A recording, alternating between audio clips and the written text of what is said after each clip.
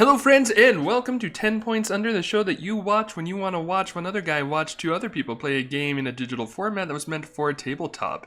Modern entertainment is weird. This is Big Bullfrog and I am coming at you here today with Sir Heroscape's Champion Circle Season 1 Finals. We've got the final round, or I guess the final tournament of Sir Heroscape's Champion Circle League. So yeah, it's going to be good fun. We've got the top 16 players from the qualifiers, from the 4 qualifiers this year. We are now in the final tournament, and it's going to be some good fun. I'm just going to keep refreshing here so that I can see when the games begin. But yeah, we've got all of the good players here. So we've got like BodaciousBlood, for example, won 2 of the 4 qualifiers. Who was the other winner? OG Blaha also won, and then the last winner was... Shoot, this was like a month ago and I can't remember who won the last one. That great winner, that person who we all know and love, also is in here. Plus the other, so all of the top players, all of the runner-ups, second place finishers, all of them are here together and they are going to be having a throwdown. So real quick, while we're waiting for the things to begin, let's talk a little bit about format. This is going to be a tripod draft. What that means is that each player has brought 3 armors. You can see right here. So like Chris Perkins, for example, has brought Blade Gruts X2, Kuthnak and Tornak, Marcus Decimus Gallus, Meebergside Roman Legionnaires X2, and then Bull, Death Chasers of Thesk X3, Narek the Glacian Swagrider X1. So basically you bring 3 pods, and then each round, you and your opponent, let's say Chris Perkins and Grey Waves match up first. I could look up the real bracket, but I won't right now, that's okay. But let's say that these two are matched up. Basically all 6 of these armies come together, kind of like the quad pod draft. I know I've covered quad pod a few times, and I've kind of showed that a few times on the channel. It's like that, except this time the players are bringing 3 armies. So all 6 armies go together in a pool. They just draft. You do a pick, like Chris would pick 1, Grey Waves would pick 2, Chris Perkins would pick his last one, and then they would play with those 2 pods together as their full army. So should be pretty fun. I'm excited for it. It'll be a good, I think it's a good way to do the finals tournament because let's see. So I know that Sir Heroscape said that in earlier rounds with the just bring 1, sometimes you just get matchup variants, right? Where like maybe you bring a overall solid army, but then you just run into the one thing that kind of creams you pretty good. And that always, that kind of feels bad, and it's fine, right? Like, that's how a lot of tournaments go. It's fine, it's part of the format, but this is a fun way and a good way, I think, to look more at the skill angle. So that players have to have not only good army building skills as they build their own pods, but also good drafting skills and army pairing skills, I guess, as they're looking to put things together and figure out the best way to play through these games. So there should be a lot of good action. I'm very much looking forward to it.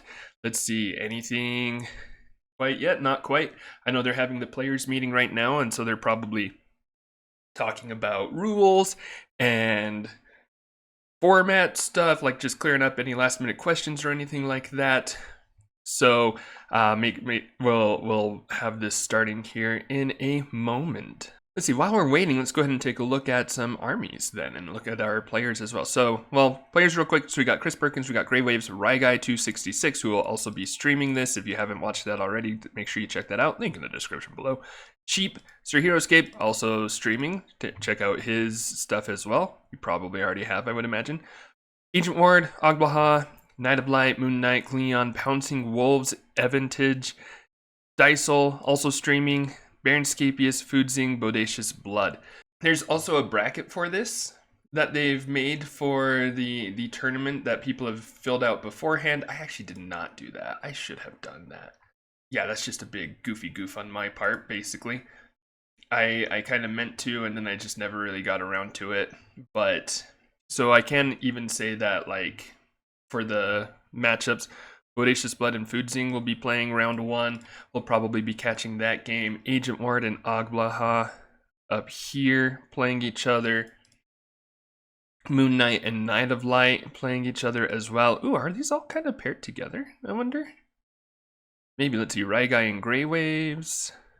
Up here, no, it's not totally, most of these guys happen to be next to each other, but it looks like not all of them will be, because that means Chris, who is playing Baron Scapius down here. So those two are matched up. Sheep and Sir Heroscape matched up as well.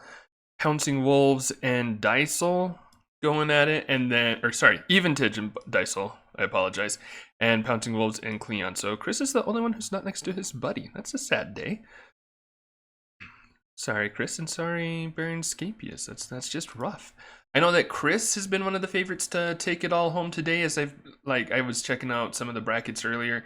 Lots of people saying Chris will probably win. Lots of people, I think, Foodzing was a name I saw as well. Dysel I saw a lot of as well.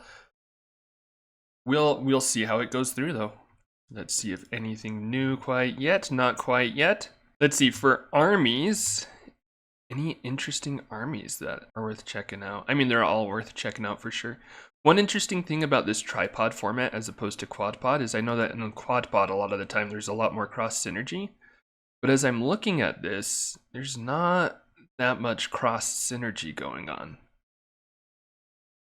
Right? Like, yeah, these are all like, if you are like Spiders and Kozo, that's self-contained. Kontarna Nagrubs is self-contained. Gaius Mibergsa and Legionnaires is self-contained. Do any of these have cross synergy? I mean, you've got things that can pair well together for sure, but I don't see any actual like hard synergy going on in here, I think. Yeah, more like complements and counters that I'm noticing, like, you know, Phantom Knights versus Stingers versus Ashra versus Phantom Knights, right? Like those three all like counter each other. You got like a rock, paper, scissors for that, for those three. So you've got that kind of stuff, but yeah, no, I still want to double check. Okay, this one has cross synergy. Death Chasers plus Nirak, and then Mimring and Swag Riders, and Arrowgruts and Krug. So Arrowgruts bond with Mimring and Swag Riders. Death Chasers also bond with Swag Riders. So that one's kind of interesting there with Eventage. Here you've got some Wormlings that can work with each other, as well as, okay, yeah, and then you've got like Hoplitron with Executioner, but the Zedian Infantry can also bond with Executioner. Hoplotrons can bond with J15. Blastotrons don't bond with anything here, but they can get benefits from like the Warden or from the Hoplotrons. So, okay, so you've got some stuff there. Let's see, what else do we got? B11, nothing there, and then, oh yeah, Bodacious. I do remember Bodacious has, so he's got the Spiders that can bond with Quahan or with the Wyvern, depending on which pairing you get there. So, we'll see how this rolls out. All right, still waiting a little bit on the rounds to begin. So we'll probably just hang tight for a little bit until that goes down. Oh, and there we go. It has begun. All right, so let's go ahead and refresh and we'll be able to hop into some of these games and see what's going on here. So, like usual, I'm going to be avoiding the games that are being streamed. So like Rygeist or Heroscape, Dysel, I'm going to be avoiding those games. You can check those out on their channels. Again, link in the descriptions below. And instead, we're going to focus on games that we do not, or that will not be being shown in those. Instead, we'll be looking at games that are not going to be highlighted in those already streamed games. So, let's go ahead and we'll hop into, let's see, Agent Ward and the OG Blaha. We can pull up over here. And let's see, Night of Light and Moon Knight, the two knights smacking down. Oof, yikes. Why is that? Hang on, can I might need to avoid Yingvild Pass if it's gonna be weird like that. It's going to 90%? Okay, that works. That works just fine. Let's see, Leon and Pouncing Wolves. And all I'm going to do is I'm just going to pull up each game, and then I'll be kind of passing through each, well, not necessarily each of them, but the ones that more grab my attention. But I'll just pull up the 5 games that aren't being streamed, and we'll be able to poke through them and see how they roll out. So you got to fix this one as well. Let's go to, what did I have it at? 90? Yeah. 90 is good. Oh, sponsored by Renegade Game Studios, Trexie 3D, Stuff by Hacks, and Good Home Games. Good to know. All right, so let's see. Let me put this in an order. So we've got, or well, let me just remember the order. Udzing and Bodacious, Chris and Scapius, Cleon, Pouncing Wolves, Knight of Light, Moon Knight, and Agent Ward, Ogblaha. Ogblaha? Ojiblaha. I don't remember, or I don't know which one that's supposed to be for Mr. Blaha. In fact, he offered to co-cast a game with me, and I still have not gotten back to him. And that was a long time ago. I need to get back to him on that. Whoops. Teaching. Being a teacher kind of ruins your schedule sometimes, or your trains of thought. But that's okay. So we'll just let these guys get started. Looks like over here somebody has already picked Cathar and Wyvern. I'm not sure which one that is. Over here we've also got Cathar on the board. So if you like Cathar, then I hope you're ready for this. Over here looks like we've got all the pods here, and they've just brought them all in, and then they'll be drafting from them just like that. Dope, dope, dope. I don't know, I would talk through the draft more, but I feel like, well, I guess with the one that's got all 6 armies on there. Oh, this one also has all 6. So like over here, let's see. Heavies plus Nirak, that's very strong. Knights plus Auric, that's going to be slow, but very strong stats. And then the 2 squads of Gladiators plus Tetrates, also useful. So yeah, you've got kind of like just like, you know, squads plus hero. Over here you've got like 3 squads of each plus their respective hero there. I think Knights and Heavies probably become the overall favored, but Warriors of Ashra are a good counter to either of those, as well as the Stingers. In fact, the Stingers are the only ranged option on the board. So it looks like somebody already grabbed the Ashra. The other person grabbed these 2, which makes sense. And then we've got the Heavies. So interesting, interesting. Cool, cool. So over here we're going to have Ashra plus Heavies, and then Rygarn and Otonashi as well, versus Phantom Knights, Stingers plus, who's that? Garrett Burns and Kate Crawford, I believe are those 2 gunslingers. Over here, looks like we've got Blade Gruts plus Grimneck and Narak plus Dreadgulls and Guilty versus Arrowgruts, Swags, Berserk. No, wait, hang on. It can't be all of this. I wonder if they're still choosing or making their last choice. Might be. Over here, a bunch of orcs together. Ooh, that is a strong combo. Were both of those brought by the same person? Hang on, Baron, Scapius, and Chris. Let me double check this real quick, because I'm very curious about that. Oh, they were. Chris brought both the Big Reds and Tor. Okay, so I missed the cross synergy on this very first one. I'm like, I was like, there's no cross synergy, and there's definitely cross synergy here, because you got Nirak and Kuthnek with the Blade Gruts and Death Chasers. So over here, so we've got Spiders, Kozil, Wyvern, and Cathar versus B11 Morrow Warriors. Those are Microcore Troopers and Phantom Knights. Interesting. Like a more cohesive army, because you've got Spiders plus their 2 Bonders, along with the Cathar, which are very strong. But over here we've got a lot of range, and so that nullifies at least part of the Cathar effectiveness. Didn't I watch a Kuthnek game on this a while ago? I feel like I did.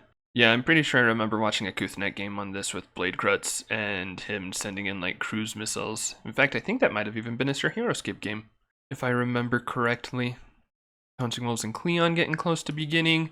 Ooh, okay, this game's got my attention here, because we got Warforged. Warforged are my favorite unit in the game. Among my favorite units. It'd be between the Warforged and the Horned Skull Brutes, so cool. I'm definitely going to have to keep an eye on this game then, because I like seeing Warforged in action. They are very fun. So Warforged plus Knights, that's 2 squads of Knights, and Gilbert with 3 squads of Warforged and Isamu, looks like, versus 2 squads of Blade Gruts, Grimneck, Nirak. I mentioned this one earlier. We've got the, or at least I feel like I talked about this earlier. So you got the Dreadgull Raiders, Guilty McCreech, and that guy, Rygarn. That's the name.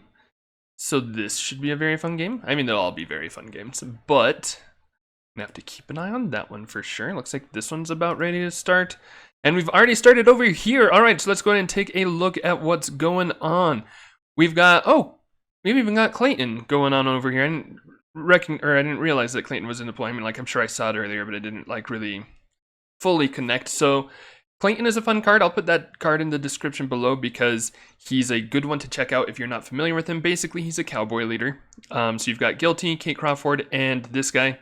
That one is the Mad Dog, whatever. There's just like so many of them now. But you've got Mad Dog, Luis, blah, blah, blah, blah, blah, blah. And basically, Clayton gets to move these 4 cowboys at the beginning of a round. Kind of like Orc Battle Rush with the Death Chasers, but every round. So that'll be useful for sure. I'm interested to see how this one plays out. You've also got Phantom Knights going on here, and then they're taking on a lot of Axe Grinders. Holy cow, this guy must have gotten a double pod of Axe Grinders, right? Yeah, for sure. So you got 2 pods with Axe Grinders, has Michael, Derek, and that other one, the one who does Solborg stuff. So that'll be less relevant in this one, but it's just another bonding target. This will be interesting. You do have a lot of firepower here, though. Like, if they try to rush too much, you could just, like, kind of blow them away. Or if they slow roll too... Nope, never mind. No shotguns in this army. But still a lot of attacks, because the other thing that Clayton gets to do is once per round, he can attack with all 4 of these guys. As long as, you know, conditions are met. I think, like, there needs to be an X order marker on him as well, or something like that. Which actually, I think... Yeah, it looks like just 1 order marker, so he probably can't do that this round. If I'm remembering the powers correctly, I don't remember 100%, but, you know, it's an option that will be open to him as they go through. So, I'll have to keep an eye on that one as well. Looks like Bodacious and Foodzing are still setting up over here. Chris is still setting up, so I wasn't 100% wrong there, but doop. And then we've got the Knights are moving out over here. So, Cleon and Pouncing Wolves. We've got Gilbert moving up. And it looks like, so Cleon on the right side. I should also identify the players as well. Cleon on the right with the Knights, which means Pouncing Wolves is on the left with the Dreadgulls and Orcs. Gets to move his Knights 1 space there. All right. I'm still just kind of bouncing through a lot right here in these early stages to see just what kind of moves are being made and also what armies or playstyles are really going to grab my interest here. So we've got Knights and Ashra, Heavies and Ashra versus the Phantom Knights and Stingers. This one we've got, let's see, so Knight of Light is on the left, Moon Knight is on the right. Okay, up here, who is this? Ogblaha is the one, I think it's supposed to be OG Blaha. But Ogblaha is the one on the left with the Cowboys and Phantom Knights. And then Agent Ward has the big massive dwarves going on over here. All right. I still don't know which one's which over here. I'm not sure which one is which over here. I probably could have had that by now if I would have paid more close attention. But yeah, so I guess in these early stages, Warforged I'm very interested in because I like Warforged and I want to see how those go through.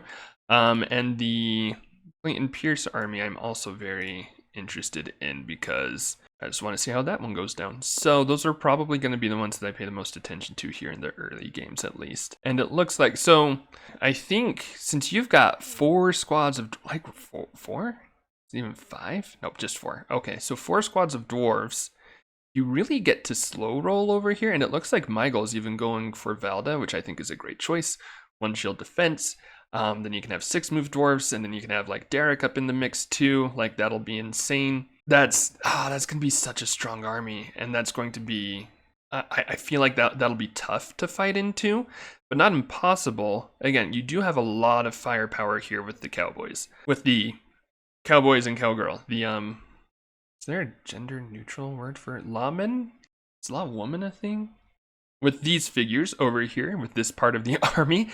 But so you do have a lot of power over here, a lot of firepower. If these dwarves rushed in too fast, you could like just punish that, right? Like once around, you're getting 5 attacks with them because Guilty has double attack. So that's 5 attacks from range. So once these dwarves get close enough, you'll be able to really just start laying down the herd on them. But it's still going to be a balancing act for Mr. Ogblaha over here. Whereas Agent Ward has a lot more freedom and security overall, is more secure in his moves because he can just go full dwarves all the time and just spam dwarves. That's all you really got to do. Let's see. Is he going to move Michael onto Valda? Looks like he's thinking about it a little bit. Might be thinking about going for a Phantom Knight, which, no, never mind. He wouldn't be thinking about that. Why would he think about that? Because that's like a terrible place to move Michael. Yep, going for Valda, I think that's the right choice. Because Speedy Dwarves is just going to be so... Like, when you've got 4 squads of Dwarves versus 3 squads... Like, there's only 3 squads of Phantom Knights. You'll just be able to move so much faster. You can still bond with them each turn. If you don't bond, you get 8 move. If you do bond, you're still got 6 move Dwarves plus a 7 move hero, whichever hero he decides to move. So yeah, I think honestly, I think initial edge I would lean Agent Ward here for sure, just for army composition. But with some good timing and some good plays, I definitely think that Agbaha can pull it off if he, if he gets the shootouts at the right time, if he's able to pick good targets, if he's able to roll defense dice well, then yeah, he should be fine. But we'll see how the defense dice goes. Woof. So 0 skulls and 0 shields for Agbaha so far in this first round. Doesn't feel great, unfortunately, but maybe he can turn it around a little bit. So he's got the next order marker on Clayton. Is he going to be able to take this turn? Hang on, let me double check this book of Clayton. Here's Heroscape. Spell that correctly. And let me double check his power real quick. So, once per round after revealing an order marker on Clayton Pierce and taking a turn with him, you may take a turn with up to 3 other lawmen heroes you control. Yeah, okay, so he does not need the X order marker. I thought that he did, but you do not need him. Or you do not need that X order marker in there. There's just a line of sight restriction there. And he could even take a full turn if he wanted to. He could have, for example, and I know he's not doing this, and I think that's like it's a fine decision, but like he could have moved Clayton up here even if he wanted. It looks like, yeah, he's going for the shootout, so he'll be able to make some good attacks here. Oh, going with the special attack, where Kate gets to shoot the same figure 3 times with 2 dice. So he's able to take out that one. You still got Guilty, you still got Mad Dog, who are going to be able to take some shots there. So yeah, so like, again, the shootout is very strong, and he gets to reposition these guys every round, or between every round. So like, round's going to end here in a second. Didn't get the kill with either of those there. But even still, he'll be able to like reposition and move up a little bit. So he'll be able to like move, I don't know, like however far along this line he feels comfortable doing. He can move basically his cowboys or his lawfolk, his cowfolk. That sounds like minotaurs. But anyway, he'll be able to move his cowfolk up to any position that he wants to, basically up here. Like he could even move clear up here with most of them if he wanted to. That's a little bit aggressive, but he could. If he wanted to like move up here, go for initiative gamble and just like start blasting the start zone, he totally could. So that's this game. They're setting order markers. Let's hop on over back here. Looks like we've got some slow rolling knights versus dreadgulls right now. We've had some shots go off. Looks like nothing quite has gone through yet. We had 4 symbols with the knights, so that's always a good feeling for the knight player. But they're still kind of slow rolling towards each other. This is a mostly melee matchup, so it's probably going to take a while to really get into full swing. Let's look at BodaciousBlood versus Foodzing. Let's see. BodaciousBlood is running the spiders. What the heck? Oh, okay, never mind. Spiders and Cathar. I thought he was fighting against the Cathar there for a second, so I was very confused. I forgot what the army compositions were. So BodaciousBlood over here with the spiders. He's a good spiders player. So that should probably go well for him, I think, overall. And which means Foodzing is playing the ranged figures over here. Looks like they're making some initial pokes at each other. Oh, Bodacious took a wound. Did one of his Cathar die? Yeah, one of his Cathar got shot already. 2 of his Cathar? 2 of his Cathar got shot already. So that's not super exciting for him. I'll move on so I don't jinx him too much, because I know I did that last time. Let's see, over here with Chris and Baron Scapius, looks like Chris is playing the Bladegra army, or the Orc army, and Baron Scapius is playing the Romans and Cathar.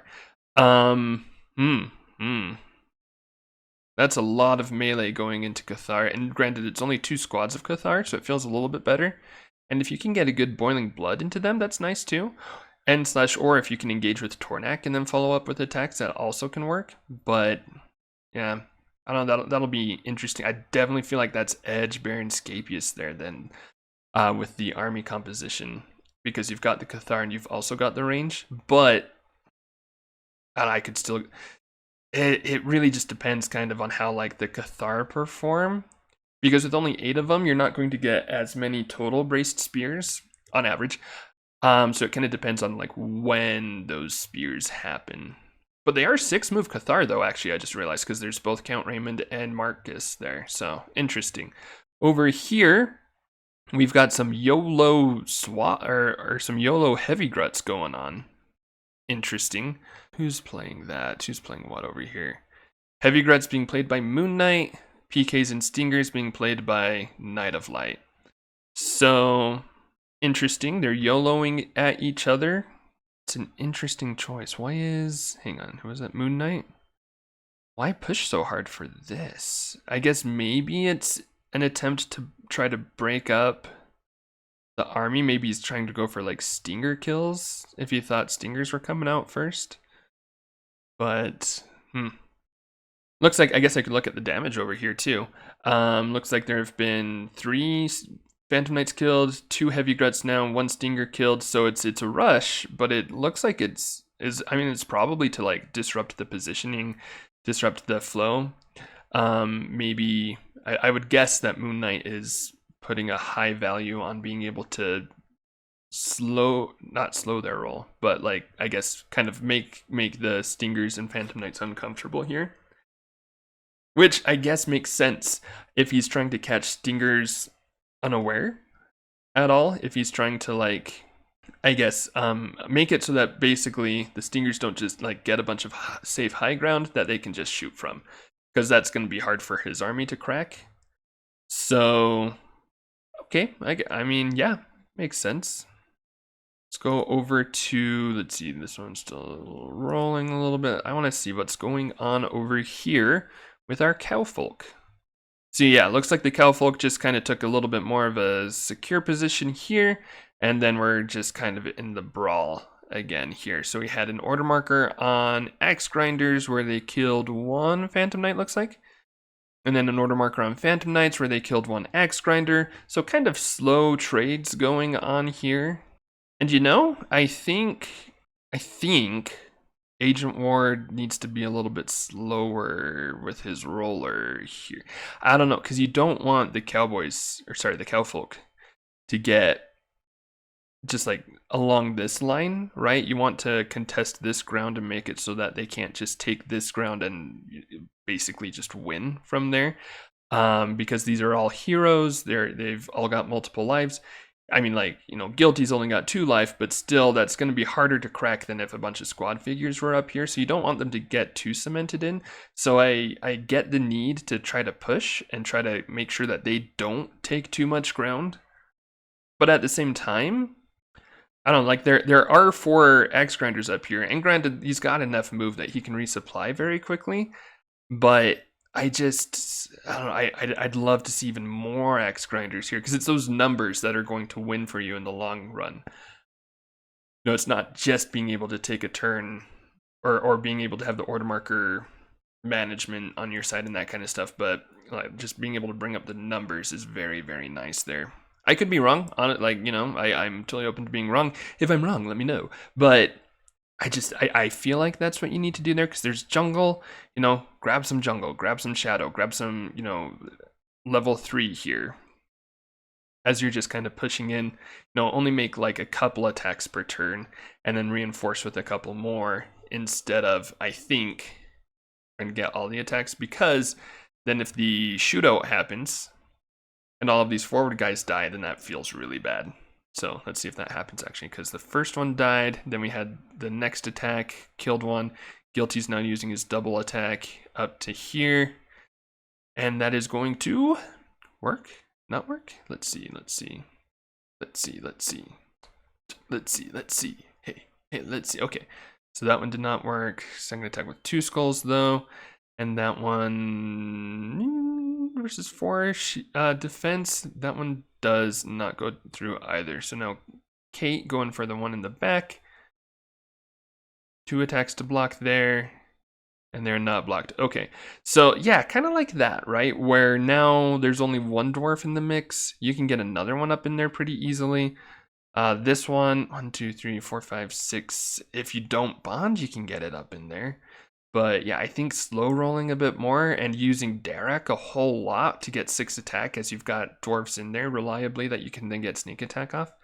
I feel like that's a good way to go. But also, you know, this is commentary coming from a guy who just hopped in to watch, you know, just kind of randomly watch the game. It also looks like he's going for whatever this guy's name is. What's his name? Bjorn. Why is his name Bjorn? What's he got to do with bears? Interesting. Anyway, but so like, and Bjorn's a good bonder as well. I mean, well, in that he's another attack. He's another axe grinder on the front line. And you don't care about losing him as much, so maybe he's a better one even to like go in and try to put some wounds on. Because at the same time, there are now 5 dead Phantom Knights, and so only 4 remaining on the board. 3 of them are back in the start zone. And so I guess, you know, yeah, like they've both kind of rushed for this position up here. And since the trades have been going fairly evenly, right? 5 dead Phantom Knights, 5 dead Axe Grinders. That does mean that, like, you know, the numbers are still here for the Axe Grinders, but you still don't want these guys to get, I don't know, you know, yeah, give and take, of course. I think I would have gone a little bit more slow with it, but that doesn't mean that it won't work out, right? Because, you know, you've only got to go through a few Axe Grinders. And in fact, you know, this is the kind of army that I like because I feel like I've mentioned this before, but with this one, if you're just trading 1 for 1 with the Phantom Knights, you've got so many more numbers that you've probably got enough Axe Grinders, and you haven't even dipped into your hero resources to power through the rest of it. Probably, maybe probably, because they only get the shootout once per round. It's a powerful once per round, but it's only once per round. So, and it looks like they are, okay, just finished moving. One more turn on the Phantom Knights here. I just want to see what happens over here real quick. Looks like they're going for a swing on Michael, going for a swing on Bjorn, I'm going for a swing on, well, let's see, 1, 2, 3, 4, 5, 6. Oh, can't reach anybody with that last one. Oh, but you've got the one right here, duh. So blocked there with Bjorn.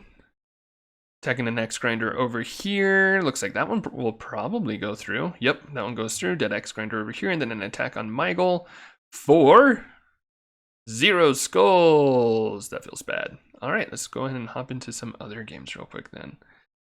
This one looks kind of messy. And not terribly messy.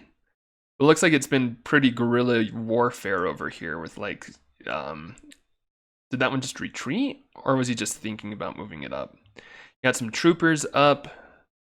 You've got some, let's see, some spiders are dead. You've got some Cathar are dead, or sorry, 1 Cathar is dead.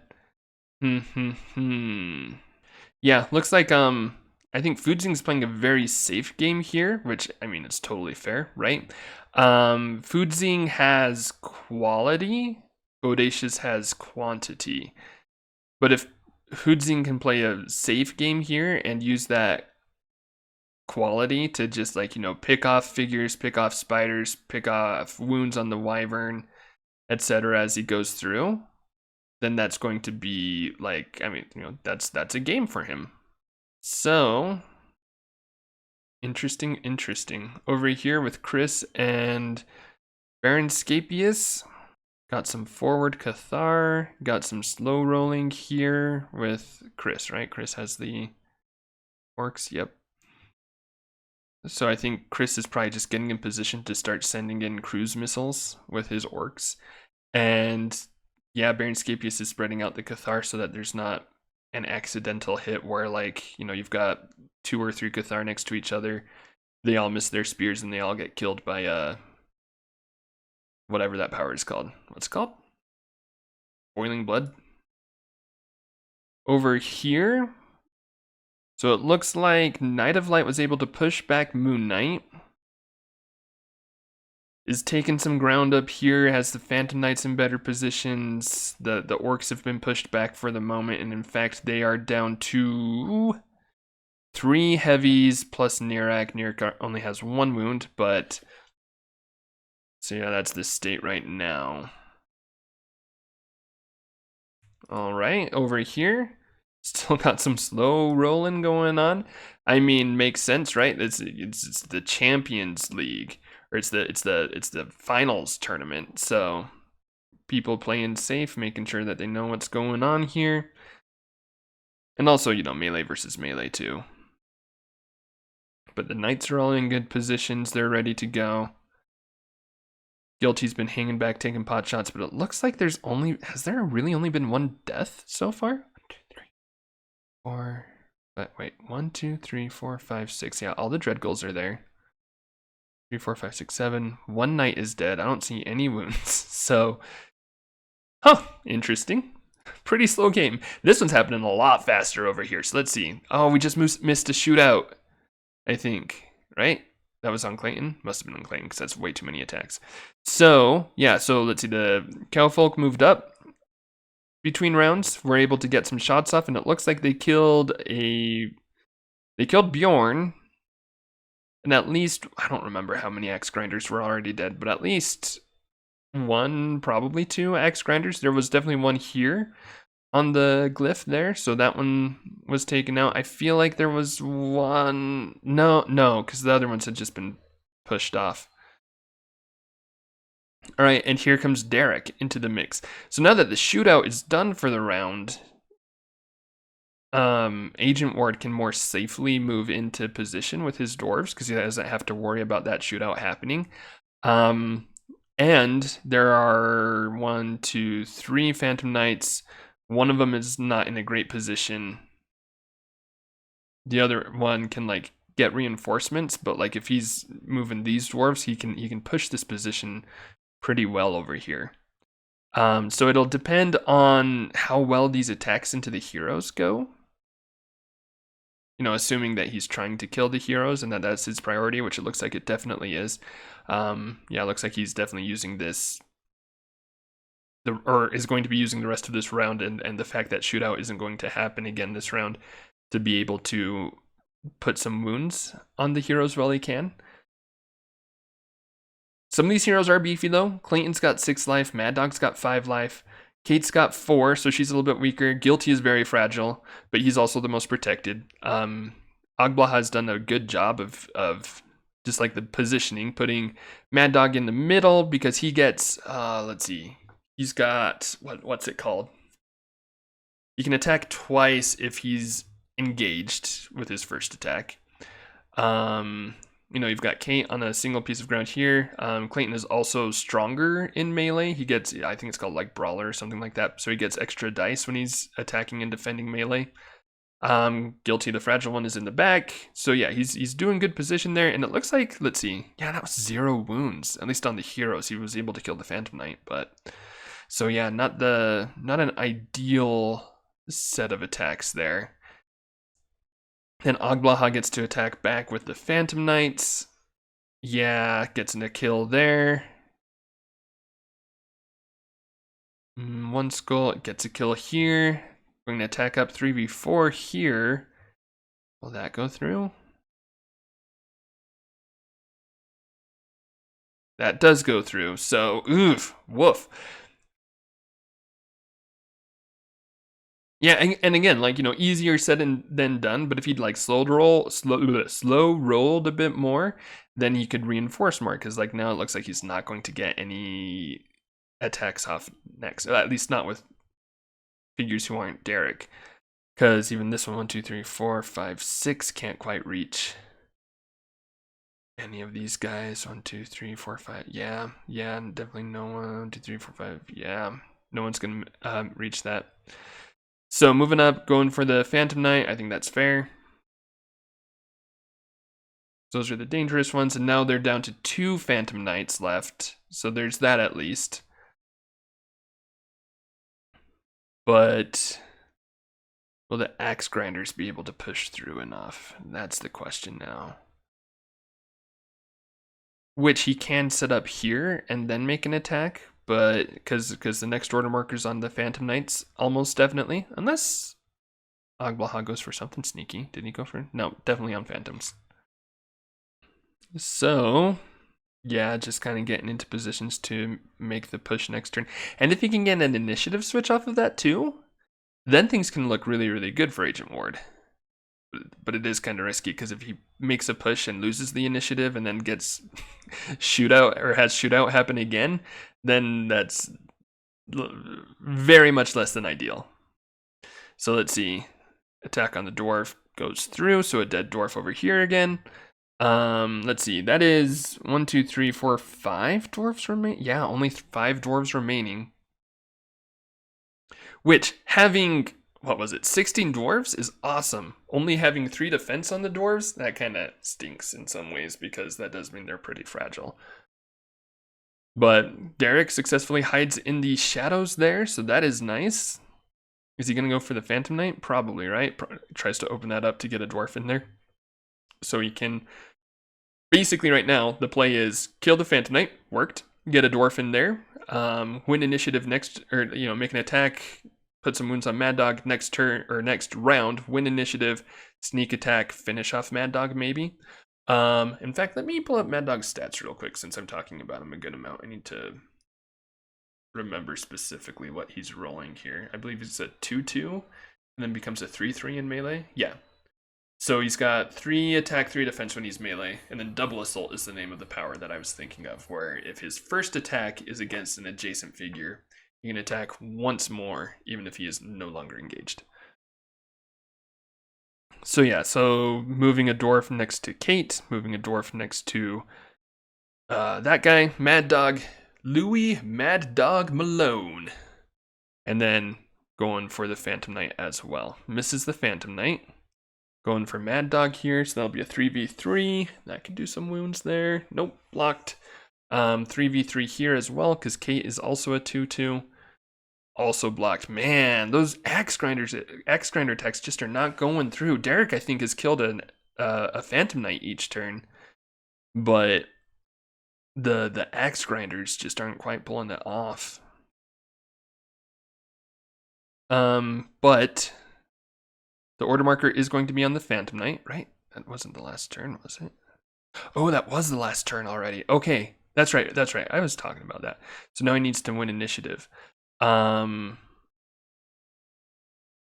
After the movement happens from the Cowfolk, which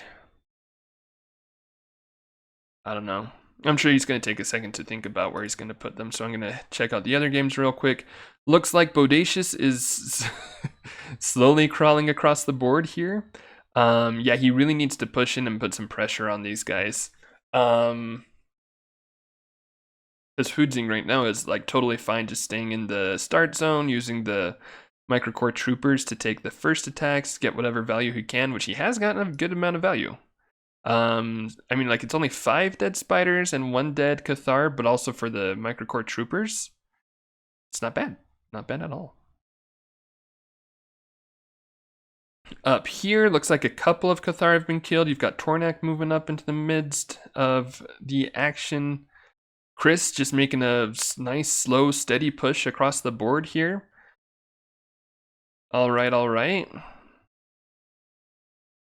Let's see, over here. So all of the orcs are dead? No, one heavy glut remaining. So yeah, 1 heavy glut, but all the rest of the orcs, Nerek, etc. is dead. But they've done work. Like, there are 2 stingers. Yeah, only 2 stingers on the board. And is that only 2 Phantom Knights? 1, 2. I'm not missing any, am I? Yeah, just the 2 Phantom Knights. You also have a Kate, you have a Garrett. But you definitely have numbers over here, and you've got Rygarn, who's pretty good in endgame as well. So, interesting. And you got these Warriors of Ashra defending like champs. Have anyone... No Ashra have been killed yet, right? Yeah, still all 9 Ashra on the board. So, interesting. Let's see, and over here... Okay, some Knights have died. Board position-wise, not tons has changed. Yeah, no, I said that right the first time. Anyway, couple dead Dread Goals, 4 dead Knights. Still just kind of playing a grindy game here. Let's see what's going on. Dang it, missed the shootout again. I'm sorry, guys. I know that's the exciting part. Here's the good news. Not tons of death has happened. Let's see. Okay, it looks like 1 X Grinder was killed. The 1 X Grinder that was right here was killed. But other than that, let's see. 1 wound on Derek. So 1 X Grinder killed, 1 wound on Derek. That's all that happened with the shootout. Clayton moved up. Guilty's still in the back. Everything else is still the same. So, yeah. Agent Ward did not get the initiative switch, but the shootout wasn't as bad as it could have been. And yeah, he just put 3 wounds on Mad Dog with the sneak attack. So that's looking pretty good for him, at least. He does have 4 axe grinders remaining. Only 4 axe grinders. Hang on one sec. Let me wait until this isn't going to be bouncing back and forth. Killed Mad Dog. All right, so that's a dead Mad Dog. And I think there was an order marker on Mad Dog. It could have been the X, but I do believe that there was an order marker on Mad Dog. Kills the last Phantom Knight, so Phantom Knights can't take turns anymore. So, it's close. it's very close. It's kind of like by the skin of his teeth, but Agent Ward might have just pushed through enough to take potentially 2 order markers there. And that's a wound on Kate. All right, so things are starting to crumble there. So next order marker on Clayton. Moving back, taking a shot. Hang on, I gotta look. Clayton, Mad Dog, Guilty. Clayton, Mad Dog, Guilty, Clayton. So this is the second order marker on Clayton. Taking a shot, killing a dwarf. Works. So the other 2 order markers were either Guilty or on Mad Dog. I would guess probably Guilty, because Guilty's been the safest. He didn't move up at all. He's in a safe spot back here. He's been in the least danger of getting hit. So I'd guess that the last order marker is on Guilty, but it could have been on Mad Dog there. So Agent Ward now gets to use his dwarves, right? Did he put all his order markers on dwarves? Did he lose an order marker? No, he didn't lose an order marker. Of course he put all his order markers on axe grinders, because he's a smart player. Why would you do anything different? That's just me trying to stir up hype. Let's see. So Kate has 1 wound. Clayton has 0 wounds. Okay, yeah, so Derek going down into the shadow for the better hide in darkness, attacking at Clayton. 2 skulls. Takes both. Clayton still a beefcake though, has 4 lives left because 6 life total. The axe grinders moving in as well. And they'll make some swings here. Ooh, maybe going for Guilty here. In fact, you probably, you make the attack on Guilty, right? Yeah, because Guilty only has 2 life. I guess you make these attacks first and see if it's worth making one of that, like if one of these guys get down to 1 life. But if not, I think you go for Guilty, because that's where the order marker would be. It's like Kate is at 2 life now, but it's the same odds either way, so I'd go for the Guilty kill. Over here, Clayton's now at 3 life. I guess you could, well, hang on, which order marker was this? Order marker 2. Yeah, no, you definitely go for, I think, Guilty. Try to take the order marker. Yeah, no? Maybe not. But you do put 2 more wounds on Clayton, so that's very nice. See, you could have killed Guilty right there. You could have taken the last order marker.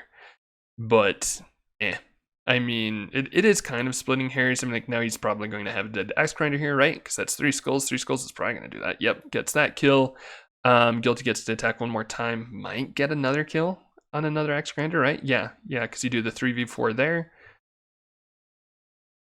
Let's see how that one goes. Yep, that's another kill. Probably would have been nice to kill Guilty there. But only having 1 wound left on Clayton, that's also pretty nice. Because now the sneak attack probably gets it, I think. Most likely, right? Like, not a guarantee by any means, but okay, there you go. 4 skulls, 1 life left, that's a dead Clayton. And now the axe grinder can go for Guilty as well, because Guilty is the dangerous one right now. So let's see, 3 attack versus 2 defense and 2 life. How does it go? How does it go? How does it go? Oh, the anxiety, the pressure. Okay, that's a dead Guilty. All right, so the Guilty's dead there. Which means now at the end of this round, we've got a 2 life Kate, Civ, Isamu, Marku versus 3 life Derek, 1 axe grinder, full life Michael. Probably edge dwarves, but tough to say, tough to call, right? Because this is some pretty good filler here. Let's see. Phantom Knights have moved up into the mix over here with Bodacious and Foodzing. We're like screening off a little bit. And it's pretty good. Like, Phantom Knights are really strong against the Cathar. If you're just using them as a screen, I guess, because the Cathar can attack from range for 3v7 or engage for a 2v4. And I'm not sure which is better there. Probably the 3v7, but it does make it tough.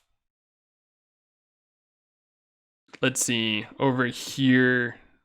Man, looks like Chris has just been like slowly and methodically moving across this and has been getting the hits where he needs to, because I only see dead Cathar, no dead orcs, I think. Is that 0 dead orcs? 1 wound on Tornak. Okay, there's a dead orc. 1, 2, 3, 4, 5, 6, 7 though. So that was the first dead blade. 1, 2, 3, 4, 5, 6, 7, 8, 9. It's still full death chasers. Holy cow, the defense for Chris, has the defense just been on point for Chris this game? Or have they just played 2 rounds? It's probably because they've only played 2 rounds. Let's see over here. 2 rounds and how long? How long is this game? This has been going on for like almost 50 minutes. Anyway, lots of dead knights. Just kind of like skirmishing here, and they're just gonna fight. 1 squad of death chasers down, 1.5 squads of knights down. Gilbert's still full life though. Interesting. Unfortunately, yeah, oof. The value that the knights needed to be able to wipe this out.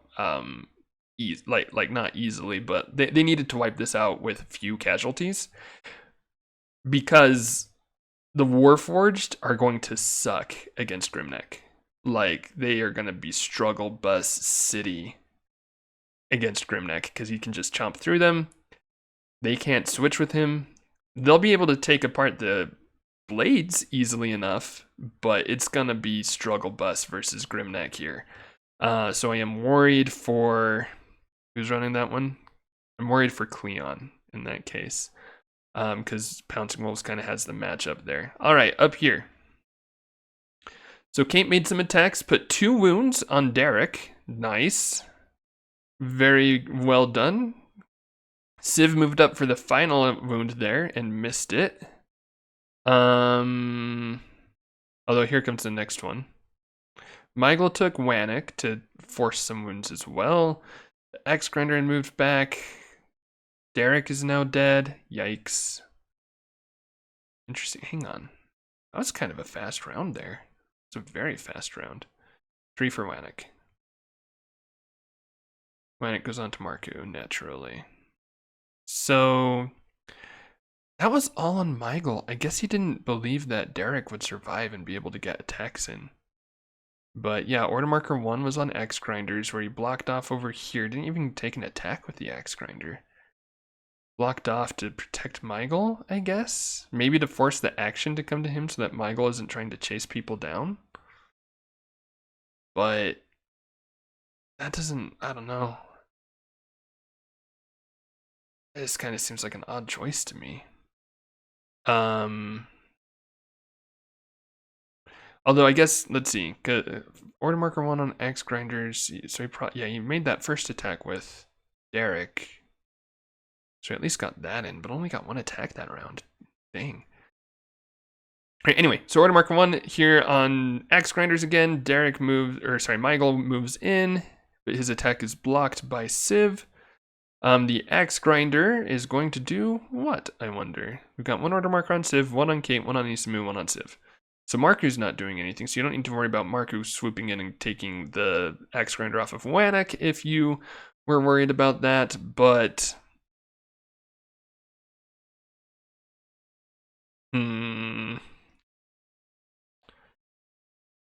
But does that mean you take Wannock, or do you go for a swing here? Looks like he's going for a swing on Kate, yeah.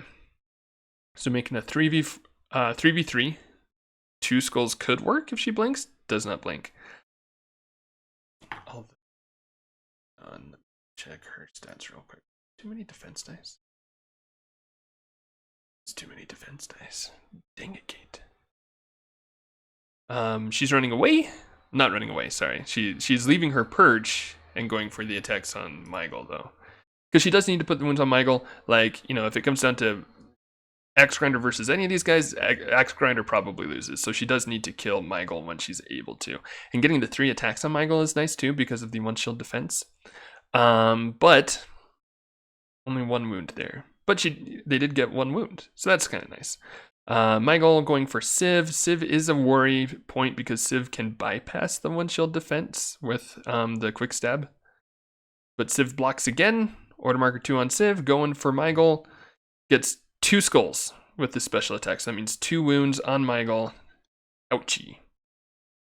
So only 2 life left on Michael. Looks like this is coming back onto Ogblah's side. 1 wound on Civ. Civ has 1 life left. It's kind of just dice rolls at this point. But, you know, and seeing kind of like which way they break. So order marker 3 on Civ. This could end Michael. 1 wound. So 1 more wound on Michael. And that's round again. So there's a 1 life Michael and 1 axe grinder versus 1 life Civ, 1 life Kate, Isamu, and Marku. Yeah, it's strong filler, like I mentioned. I think it's edge filler now. I did think that it was edge dwarves earlier. I think Agent Ward played conservatively with the dwarves, which is fine. Like not going for that attack earlier with the axe grinder. But at this point, I just don't really see how this... In fact, I'm just kind of sticking on this because I think it's going to end. Well, never mind. If Ogbaha whiffs, then it's fine. So, hey, we got a game here. 1 order marker on Civ only. So Michael could be able to pull it off here. Or at least be able to do a good amount of stuff here this round. 2 order markers on Isamu, 1 order marker on Kate. So let's see, Axe Grinder, looks like Michael is attacking Kate, which I think is smart. You could steal an order marker there. And gets her, she's dead. Okay, there we go, hang on. I was just saying that this is probably over, and it is probably not over. Because now the Axe Grinder gets to take height and attacks down on Civ with 4v4. And that is going to be a block. Alright, so interesting. Where was the order marker? Order marker was on Isamu, so Isamu's now moving in. Moves in a little bit, waits. Next turn, this is going to be on Michael, right? Yeah, everything else is on Michael right now. 1, 2, 3, 4, 5, 6. So Isamu will be able to get an attack next turn, or could just go for Wanok. Either one. Let's see. So that's dead Civ. All right, so now Civ is out of the way. Yeesh. I still think Marku can probably solo both of these guys, but it's close. And like Marku does have 2 wounds on him, so it could not work out. I think probably Wanok was the right play there, actually. Although, no, never mind, because, sorry, I wasn't paying attention to order marker turns. Attacking was definitely right, because he would have attacked and then would have had to vanish off anyway. But that's a blink. All right. We still have a game. Let's see, Warforged are moving up into the mix. Guilty has fled the start zone. Why, I wonder? Why wouldn't you go up there? Why not just stay back here and keep plinking away? Yeah, Warforged are switching in. Warforged are going to be pretty good against the Dreadgulls, but again, Grimneck's going to be the struggle figure there. Kills a Dreadgull. Boom bop a doomp. What's Pouncing Wolves doing over here? Guilty. Just Guilty. Thought that the Dreadgulls were going to die.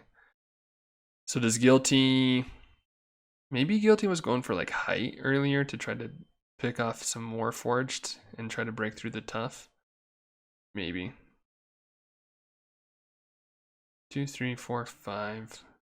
I think you just run away with Guilty, right? Like you just kind of like take off and take some long range shots to force him to move in more.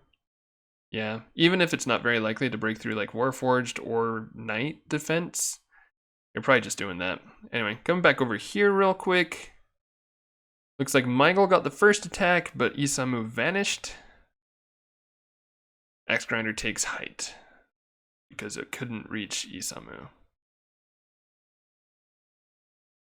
Isamu moves up, makes an attack on Michael. Basically with this, you're just waiting for one of them to die and one of them dies. So that's a dead Michael.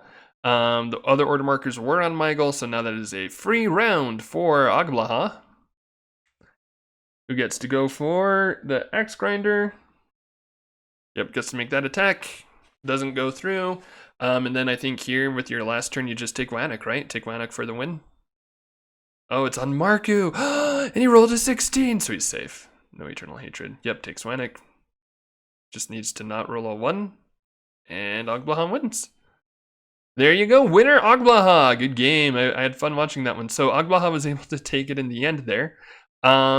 Yeah, that was a pretty fun game to watch. You had very interesting, like with all the dwarves there. Again, I think army matchup was kind of on the dwarf side just because of like how many dwarves you had over there. But Ogblaha was able to pull it off, had some good shootouts, had some good Phantom Knight placement, had some good plays going on there. Came down to kind of like this janky filler mishmash group against some dwarfs, and they were able to pull it off because turns out Isamu and Marku and Civ and Kate are all pretty strong fillers. So, GG's. Let's see, moving back over here, let's take another look through our games real quick. We've got... See, Kozlo's moving up in the mix. Oh man, Bodacious has just been struggling over here. Yeah, I think he's just been struggling to get any good attacks. It looks like Foodsing's just been playing that range game really, really well. And the spiders, I mean, I'm sure the spiders have just been too fragile to really get in and get good attacks. You know, there's still 5 Cathar on the board, but you know, they're slow and they're playing against range. Yeah, this is it's a struggle for Bodacious here. Over here, Chris, looks like the attacks are finally coming in. We've got some real death on both sides. One dead squad of those guys, Blade Gruts. There's one dead squad of Cathar, 3 more remaining. So yeah, it looks like Chris was just focusing on making sure that he gets the Cathar killed, opening things up here, because if it does become Boiling Blood versus some Romans that like to stick together, he's probably got the win there. Granted, there are some beefy heroes and stuff, you know, it's not a hands down win, but you do have that. In fact, real quick, how much time is left? They've still got 10 minutes to play through. Over here, oh dang, I missed it. Looks like the Ashra and Heavies were able to take it, so who was that, Moon Knight? Moon Knight able to take the win there. Congratulations. Looks like his rush early on paid off, and then he was able to just work his way through the rest of the figures. Worked out pretty well. Good job, good job. Over here, how are the Warforged doing? How are my Warforged buddies doing? Orcs have been moving. All of the Dread Goals are off of the board now, and you've got Grimneck hanging out with his Orc posse over here. And you just gotta stare down. They're staring each other down. Let's see, it looks like they're placing order markers right now, so I'll come back to that in a second. I just want to see any other wins been recorded. Oh, so they're in their last round for the 10. I mean, like, yeah, it'll probably take them 10 minutes to play the round. So Ogblaha Moon Knight won. Doesn't look like Sir Heroscape, Ragai, or Dysel have finished their games yet, though, so interesting. Interested to see how those ones go. Let's see. For blood... Sorry for my creaky chair there. For Mr. BodaciousBlood, looks like he got a kill. What did he get a kill on? A 3 dice figure. Oh, it was the B11 that was up there. So he just made them stronger. Kozil could pop off. We'll see. Let's see, over here. Chris and Baron Scapius set in order markers. Alright, so Chris wins. Blade Gruts taking it. So he's... I haven't been paying very close attention to this game, but I'm guessing he's using Tornak to, yeah, make the attacks on the Cathar. You've got Kuthnek in the back, probably like using the Boiling Blood to be able to hit the orcs that were back here and then send them in. So, Boiling Blood. Hang on. Let me look up Kuthnak real quick. Look of Kuthnak Heroscapers. Doop, doop, doop. So 4 range for that Boiling Blood. So you could hit like up to this guy if you could see that. I'm not sure if you would have been able to see right there, but he moved around so that he is okay anyway. Boiling Blood. Boom, boom, boom, boom, boom, boom, boom. Moving up in. He'll be making an attack on 5 figures there. So that'll be pretty good. And you've got the other 2 Blade Gruts. How many? So 2 Order Markers on Blades. It could even just be the 1 and X potentially. But let's see if he does damage here. Does not kill that one. Is he able to kill the other Cathar? I'm guessing no, yeah. But is able to make attacks here on some Romans. So let's see how this goes. First Roman. 3v4, dead. Next Roman, you'll do a 3v3 here. Or sorry, no, he's going for that guy first, Raymond. So that's also a 3v4. Raymond is like such a strong cheerleader. 4-4 stats, like come on. So 3v3. See if that works out. The whiff was on Marcus. Blocked that, so a 3v4. Gets another kill there. So he does kill 2 Romans for the 1 Blade Grut. Isn't bad. He was probably hoping for at least like 1 more wound in there, but also, you know, like you just killed 2 Romans with 1 Blade Grut, so that's not bad. Oh, and the next order marker is on the Romans. I wonder how this game, I mean, like, I think this is only the 3rd round of the game, right? Yeah, this is only the 3rd round of the game.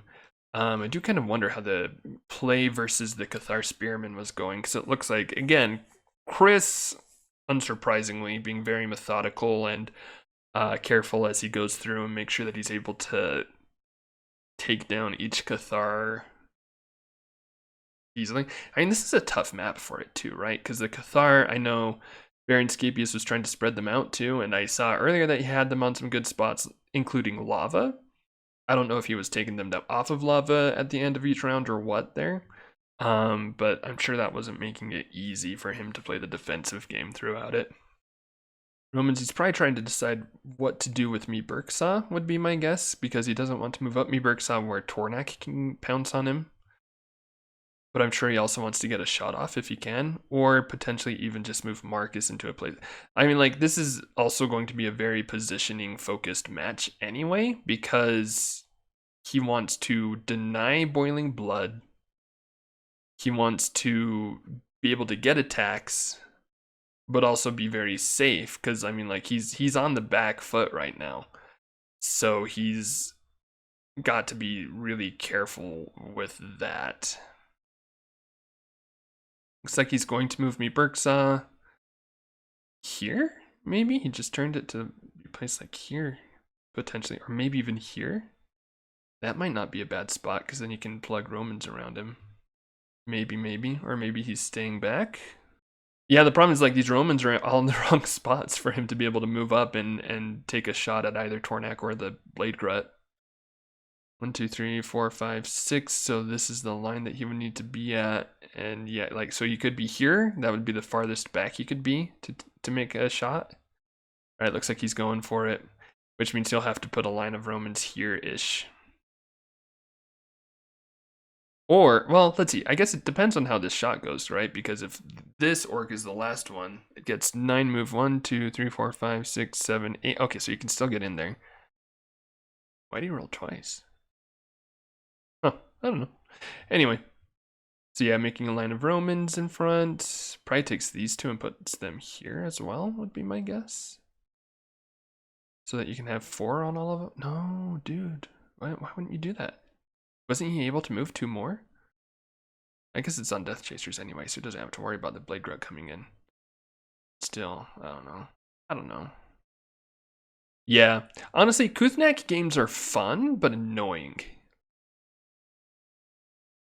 Which, I mean, in all the best ways, or something like that. Because it's so much positioning that you need to be thinking about for both players. So it's tough. And if you want to play it, because Kuthnak really takes advantage of players who are going through things quickly and not paying super close attention to their positioning. And so you, like, you know, if you're playing against Kuthnak, you still need to play careful and play slow.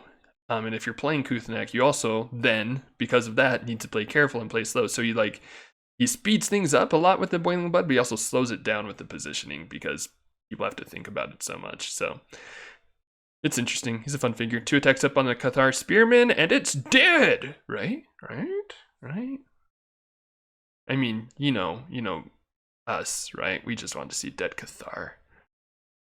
Oh, the dead Cathar. Yep, alright, so that's 2 dead Cathar in that round. I'd call that a productive round. 1 Cathar remaining, which is in a good spot to block figures that are running in if they were trying to go in this way. Granted, they can, like, you know, run up along here and into there, but, you know, depending on positioning, etc., etc., etc. Also, with this this mainly melee matchup on this very lava map, I'm sure that hasn't helped with the positioning and stuff as well. Grimnak is eating some boys, and Rygarn is shooting some boys too. Oh, looks like he moved the order marker onto Grimnak, probably. Yeah. So Grimnak is in the mix. All of the knights are now dead. I think there was maybe 1 left earlier, but they're now all gone. There are 2 Warforged dead, only 6 more on the board. You've got still full Blade Gruts, right? Yeah, still full Blade Gruts. No wounds on Grimnak or Guilty, or Rygarn or Narek. So yeah, I'd say that right now Pouncing Wolves is in a very strong position for sure. He's moving around. He's getting some attacks on Gilbert here, it looks like, making an attack down on the Warforged, which Warforged, I love them, but I don't have faith in them in this matchup. Although Warforged Resolve just eats that 1 skull attack, like no worries at all. I'm curious to see how Cleon tries to fight his way out of this scrap, because it's not a great position for him. So I'm interested in, actually, hang on, I'm just gonna, no, never mind. Yeah, okay, so there'll be 1 more order marker for Cleon. Okay, so no other wounds, but still, you just need to keep Grimnak safe and chomp, chomp, chomp, and you win in however many turns, as long as Gilbert doesn't pop off somehow. So yeah, so Cleon's job is to win. Slash, Cleon needs to kill Grimnak somehow. Does he, like, do you just run in with, like, this Warforged here and just go for, like, even, should you, problem is you can't get in there without taking multiple disengages. But yeah, so it looks like he's trying to get Warforged into position to be able to make attacks. Yeah, because he needs Grimnak to move out a little bit so that he can attack Grimnak with like 3 Warforged at the same time. That's the only way he wins, which means that for Pouncing Wolves, all Pouncing Wolves needs to do is not do that. Like, Pouncing Wolves just needs to keep Grimnak safe and just chomp 1 at a time. Like, he doesn't need to go out, clear over here, just move Grimnak here now, chomp. And then you just bit by bit. So they're between rounds now. Cleon needs either Pouncing Wolves to mess up hard. Maybe he should have moved a Warforged here and gone for a swing on Grimnak and hoped it would have gone. I think he probably should have. He's making smart plays and good plays, I think, but I also think that he really needs a big swing. He needs something to go very, very right versus Grimnak to win this. And I think that's probably going for at least 1 swing on Grimnak, maybe even take a disengage and go for 2 swings on Grimnak, win initiative, get 1 or 2 more swings on Grimnak, and kill him there somehow. BodaciousBlood, are you pulling it off? Holy cow, BodaciousBlood, are you pulling it off? Hang on. Kozil only has 2 life. but he's done work. That is all of the B11 dead. There are still 2 troopers. There are still 3 Phantom Knights. And there are still 3 Morrow Warriors. So, Bodacious probably doesn't pull this off. But holy cow, that is like a very... Looks like Kozel just ran in here, probably got some like Wounded Rage rolls going on and was able to like just smash through those B11. So he could pull it off. This is Delta, right? I'm pretty sure this is Delta. Hang on, I need to double check, and I need to make sure that this is Delta. Dysel won, Ryguy won. Good job, guys. This is Delta. Classic points. No, it's not Delta. Which means, well, I was thinking Delta. No, of course it's not Delta. That's how you can have Morrow Warriors and all those other ranged figures in the same army. I don't know. Anyway, which means, though, since it's not Delta, Bodacious could win on points. Is it partial scoring for heroes? Wounded heroes? I don't know. Anyway, if things go well for BodaciousBlood, and he gets down to just the Morrow Warriors, yeah, the Morrow Warriors win in an untimed game, but he could... Oh, but this is last round, so they need to be playing for points anyway. I think round was probably called, because I don't see the timer anymore. So, yeah, he probably just needs to get those points. I'd do the math, but I can't do that right now. In fact, that means this one's over. Oh, that's probably why he didn't go for Grimnack. He was probably going for points. So this game is over. I don't know which way. This game is still going. Looks like they're playing out their last turn. Over here, was that the last turn? Foodzing. No, it looks like Foodzing gets one more turn, I think. Yeah. And so, I wonder where the points are. And it depends on like partial points for wounded heroes or not. But it's possible that he needs to get some kills here in order to win. Like, since they're playing it out, I would guess that Foodzing needs to get at least 1 Cathar killed, maybe 2. I have no idea where the points are, man. Like, I can't head math this at all, especially because I don't know if Kozel counts for like his full 130 or for just a quarter of that. I'm very, very curious now. It looks like they're going for a shot. Oh yeah, because if you wound Kozel and Kozel rolls Wounded Rage. Wait, why did you move the Cathar next to Kozel then? Because now you could like Wounded Rage. Yeah, he has to Wounded Rage his own Cathar. Blood, why would you do that? Is it enough? I don't know. My guess would be that, yeah, I think that was him saying like, yeah, I definitely should have put it right there. I'm guessing that it's, I'm fairly certain that it's partial points for heroes. That would be my guess, knowing Sir Heroscape. But, and so because of that, I think that Foodzing won. But I'm not sure. I'll keep an eye on it and I'll make sure that we know. Let's take a look at this last turn that was going on over here. Oh, okay, so they're rolling for lava. That was a wound on Tornak, and now this game is done. And so now everybody's going to be counting up points. Let's see what it looks like coming in. So Agbaha took the win. We saw that one. Moon Knight took the win. Counting Wolves did pull it off over Cleon. Sir Heroscape beat Cheap. Ryguy beat Ryguy beat Grey Waves. Dysel beat Eventage. Chris Perkins and BodaciousBlood are the only ones that we're waiting on here. I'm guessing this is trying to see what other damage happened here at the end.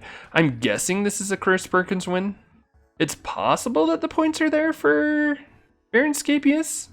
I'm not sure, because he does have some high point heroes, but so does well, Chris has a bunch of squads and stuff. So I'm not certain there. Over here, I'm pretty sure this is a Foodzing win, just because there's a lot more figures. There are lower points, I think, but that's got to be enough points for him. I don't know. I'll hold us around for this one.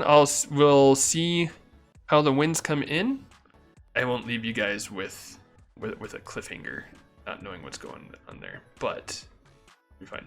Let's see. I'm also looking over at the Discord right now just to see if there's anything going on over there. Boop boop ba-doop.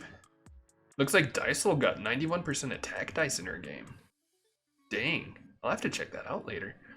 Like some dicey things there. Superfrog is 0-4 in his bracket guesses so far.